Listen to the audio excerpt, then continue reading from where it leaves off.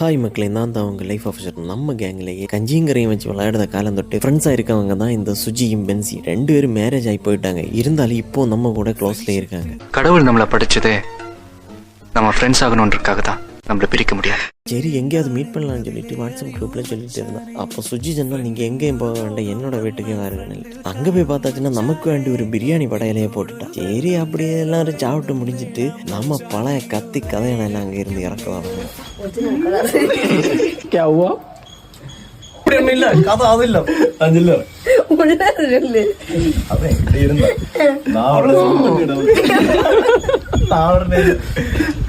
டக்குன்னு முழிப்பு வந்து உடனே கால் எடுத்து ஒரு கெட்ட வார்த்தை தலைக்கு எழுதி